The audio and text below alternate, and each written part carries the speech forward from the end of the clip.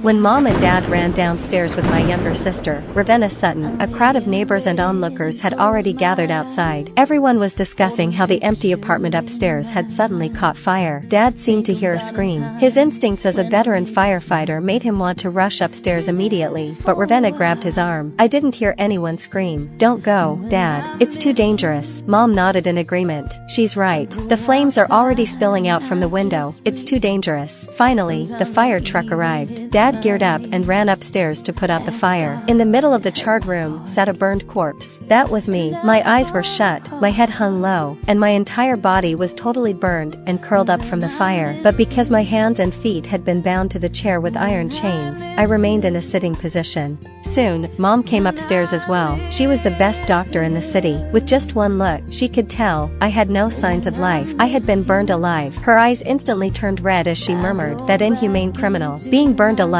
must be unimaginably painful." It was. The murderer had pierced my body with a blade. It had been excruciating. The fire spreading across my skin had been agonizing. Hearing my parents protect Ravenna and flee had hurt even more. I gazed at Mom longingly. There was a rare trace of pity in her expression. This was the first time she had ever looked at me so gently, even though I knew she was only pitying this corpse, not me. The police soon took my body away for an autopsy, and the apartment was sealed off. Although the fire didn't spread downward, it had blackened the exterior walls, and the fact that a murder had occurred affected the property value of the building. Mom and Dad immediately called my older brother, Leo Sutton, back home so he could act as their legal representative and sue the landlord upstairs. Leo was a partner in a law firm.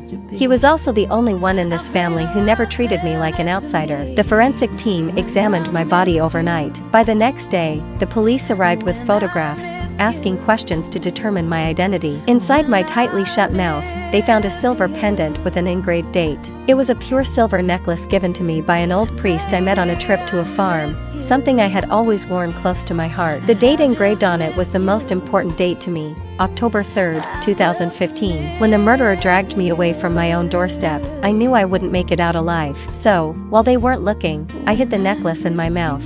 That way, Mom and Dad wouldn't lose me completely. They'd be anxious if they couldn't find me, right? That date wasn't actually my birthday. I shared the same birthday with Ravenna, but she once cried and said, "I shouldn't have shared a birthday with Danica. I stole her birthday. I should go back to the orphanage." Seeing her cry, my parents immediately hugged her tightly and scolded me. "You're the older sister. Don't fight over these things with Ravenna. Even though you're our biological child, Raven is the one we've raised for over 10 years. From now on, just treat the day you came home as your birthday." I never understood why I was being blamed when I hadn't done anything, why I couldn't even keep something that was originally mine. But I was happy. At least, I had a birthday of my own. So, that date on the pendant, they had to recognize it. They had to know it was me. I watched them anxiously. They stared at the photo, murmuring the date to themselves, as if trying to remember. After a long while, they shook their heads. "I have no memory of this date." Then the police expressionlessly slid the photo back into their file and stood up to leave. I should have never expected anything. Mom and Dad would never remember anything about me, even though I was their own flesh and blood. By the time I found my way home, Ravenna had already been living there for 18 years. On the first day, Mom and Dad wouldn't even let me through the door. Mom said I was dirty and probably carrying a virus. Dad said I was a scammer. However, the DNA results forced them to admit that I was their biological daughter. An investigation revealed that Ravenna and I had been born in the same hospital and mistakenly switched at birth, but her mother had died in childbirth and no records of her father could be found. Leo tried to comfort me, saying Mom and Dad were just overly suspicious because of their professions, but they still loved me.